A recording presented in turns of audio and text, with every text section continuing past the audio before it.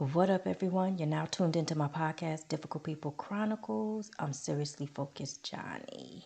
Today's episode is called Mediocre Mindset.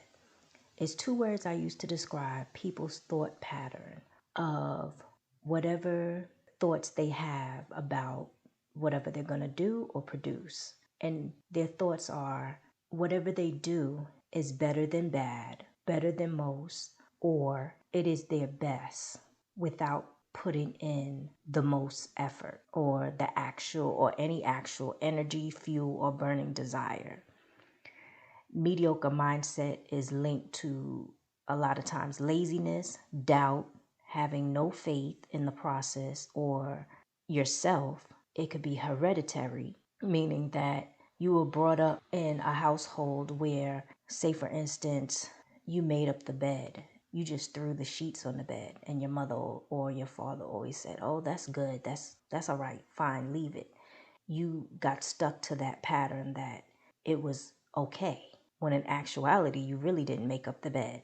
It can be linked to not being healed. If you're in a toxic relationship, the person you was with always bashed you for whatever, and you just got stuck in this zone that allowed you not to produce your greatest. It could be linked to insecurity issues. For example, I know a woman who, for a long time, she always, well, still actually, everything she does, like sometimes she doesn't do her best, or she uses that excuse to settle for whatever that is given to her. And I can see that. And one day we had a conversation and she said, "Well, I'm dyslexic." And I said to her, "Okay, so what does that mean?" She said, "Well, that's why I can't do X, Y, and Z." I said, "That makes no sense to me." She says, "Why?" I said, "It's because I'm a walking testimony of someone who's dyslexic."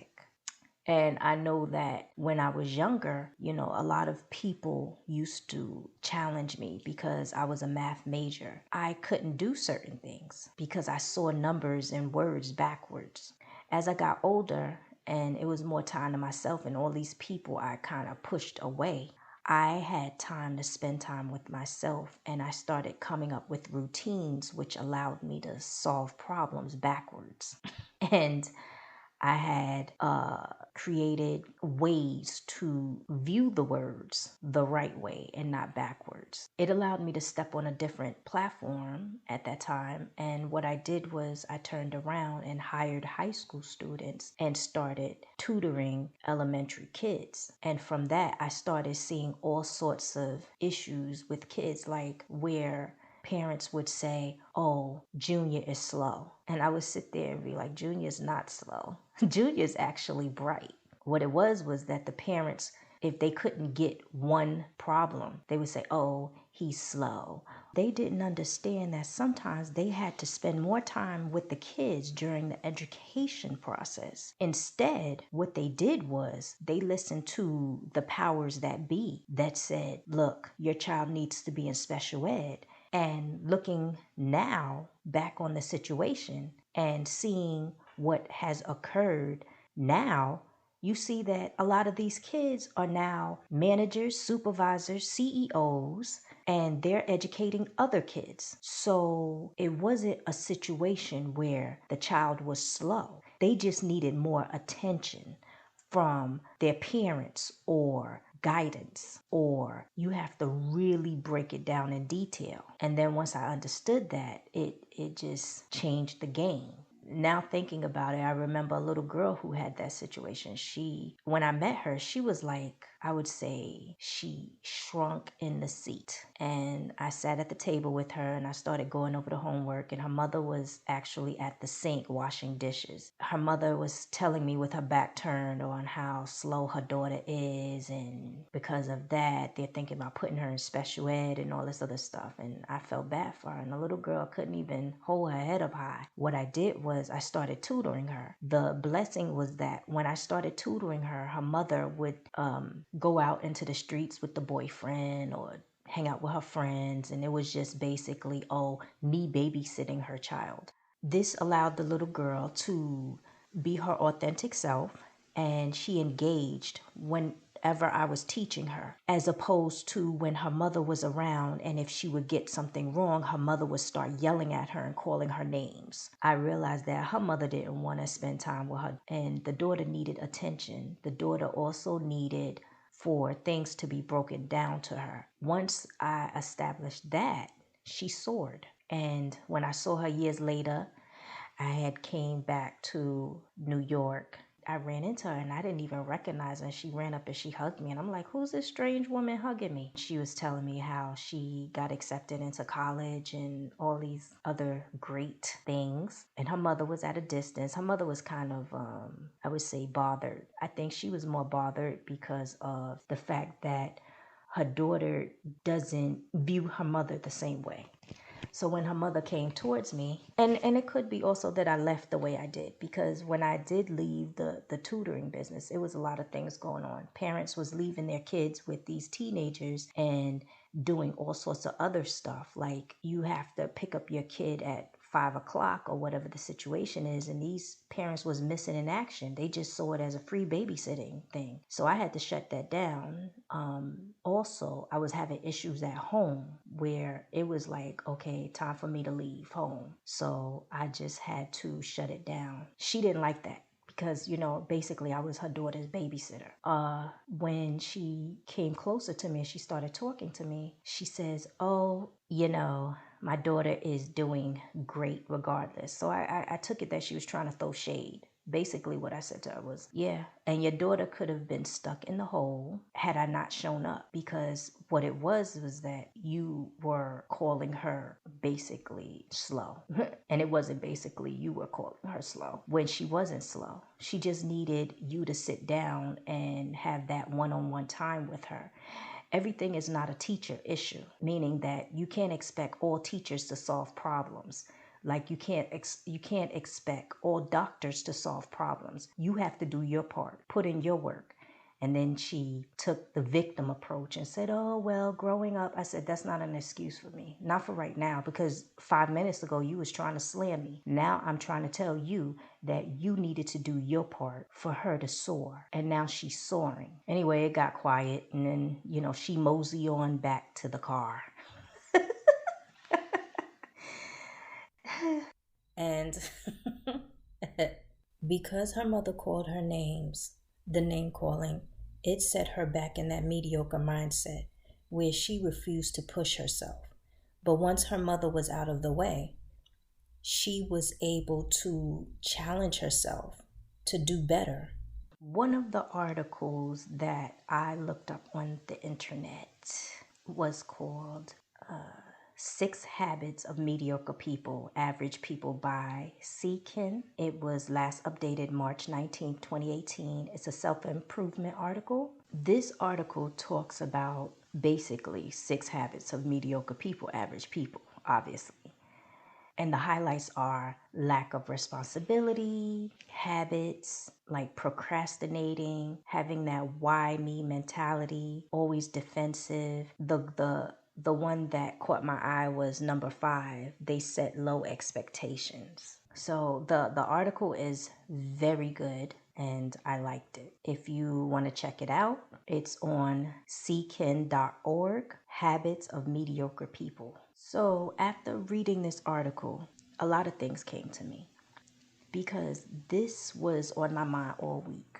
I know people that can do better than what they do. And when they produce mediocre work, like they just throw it together. Sometimes, like if you're a manager, you'll have like a coworker that just gives you mediocre work and just disappear. That bothers me. That bothers me because it's like, in your heart that it's mediocre, and it's not that he or she can't do better. They can do better. So if you work with someone with a mindset and you know within yourself they have the potential, or they are not even trying to be their greatest self, they can burn you out, and they fall into that why can I not say this word? And they fall into that category of being difficult. Why?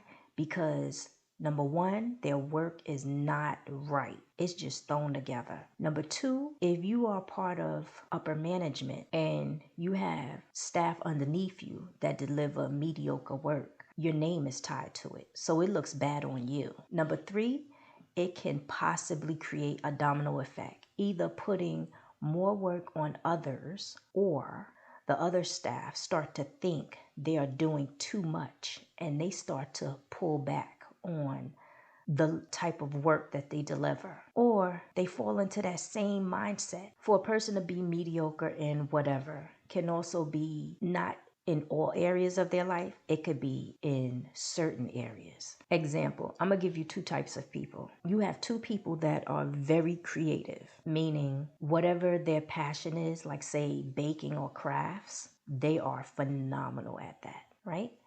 But when it comes to their work ethic on the job, one speaks volume and the other one doesn't. You have one person who take pride in anything they do, all areas, meaning let's say the art field. And then on the job they both work in, let's say, accounting, and they have to produce reports and numbers and things like statistics. And that one person, her work is phenomenal. When she gives speeches, she spends time practicing on her delivery, even if it's just 2 or 3 people. Then you have another person who, same position, when it comes to the art field or like what they do on the side is phenomenal. But then when it comes to working in the accounting field, it's just, they just throw everything together. When it comes to giving speeches, like say to 2 or 3 people, never prepare. And they're not willing to put in their best effort. They're not willing to change. People who are like this are used to being stagnant, meaning that they never graduate to the next level. And they can't see it or they don't care. But then they want everybody else to feel sorry for their unwillingness to be that better person. Another example is myself. I had an issue, like I would say earlier last year, where I got sick of myself and I got sick of certain things that I do. So I went to someone and I was talking to them about the problems in my life that I encounter and what do I do to change. And this person was like, oh, you need to heal. And I looked at that person like, what? That's your answer? Like, what are you saying to me? So I didn't get annoyed, but I was at the time in denial. On my way driving home, I realized that I prayed about it. I prayed like way before I went to this function and all this other stuff. And I said, maybe God has given me the answer and I'm just in denial. So I do know that I am a problem solver and I am a coach. So I do embrace change, providing it's positive. What I did was I said, okay, let me do what that person recommended and just see what happens. And I started to do the project. I started eliminating excuses like, oh, this is too hard. Oh, this is just too much. Oh, this person is just ridiculous.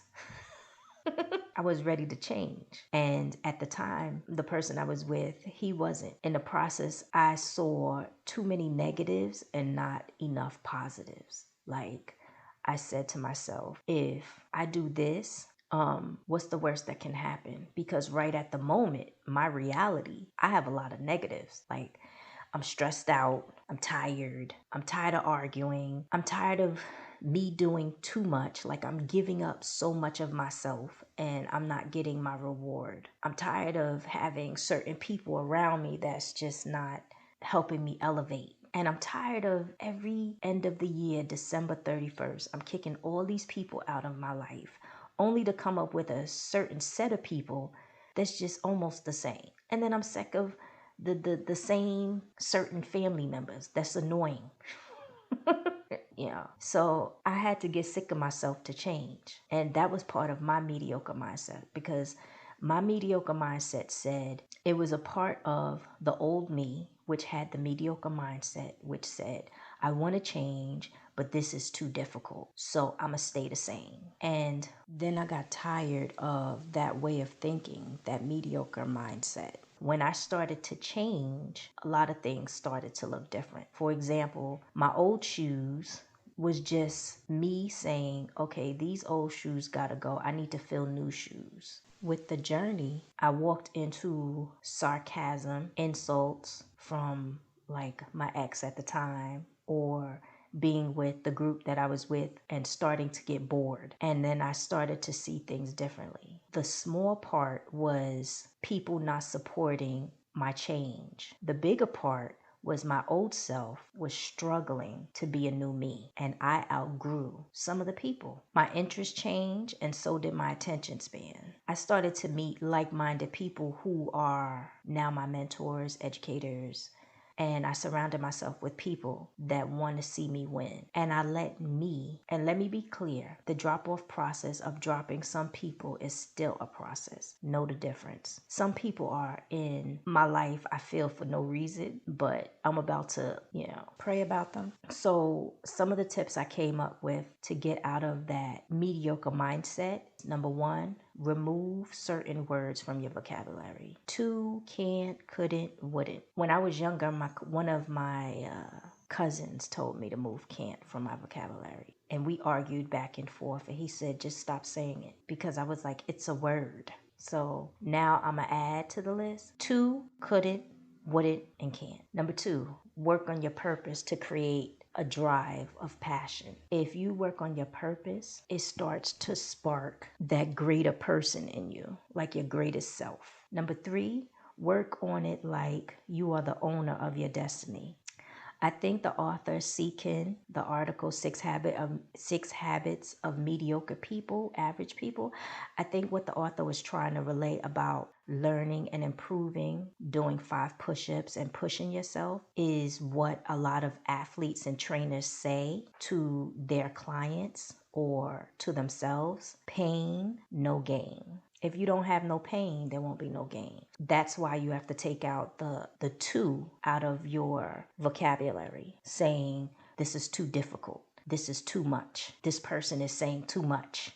Number 4, have tunnel vision. Everything you do, positive wise, I'm not talking about negative wise, positive wise. And I know some of you all is, well, what is negative wise? Negative wise will be or doing something that doesn't benefit you. So positive wise, link to your purpose. Every time I go somewhere, I try to be productive, and I link it to whatever I'm doing. I don't care if I'm sitting down with my homegirl and we talking about whatever she's going through, because whatever she's going through educates me. If I know something, I can educate her. I don't care if I'm at work and I'm having a good day or a bad day. I use whatever I learn to educate someone else. So I try to have that tunnel vision to stay focused on my goal, and that's to educate everybody else. Number 5, scratch your worth when you had that mediocre mindset, and determine your new worth by challenging yourself. I'm going to repeat that again. Scratch your worth when you had that mediocre mindset. Let me correct myself. So, in other words, strike through your old worth, but use it as a gauge so you can see how far you've become, and you know not to go back to that old self, which had the mediocre mindset, meaning whatever you thought you was worth in your past, let that be your past, and determine your new worth by challenging yourself. In other words, I would say level up, then raise the bar. Number 6, last but not least, challenge yourself. Let me give you an example. It would look like this. The example in the article informs about doing push-ups and then increasing your push-ups, like pushing yourself. So I can relate, because I was doing push-ups and I started out with 20. Now I can do 60 regular push-ups, not the push-ups where you're on your knees, the regular push-ups. I take breaks in between, like I do 20 and then I'll do 20 seconds of a break, and then I jump back in and do another 20. The moral of the story is I can do it. The key was to push myself out of my comfort zone, stop being lazy, that mediocre mindset, and now I can do other fancy stuff. So that's it for today. Tune in for next week. You can find me on all social media platforms. Have a blessed day. Later.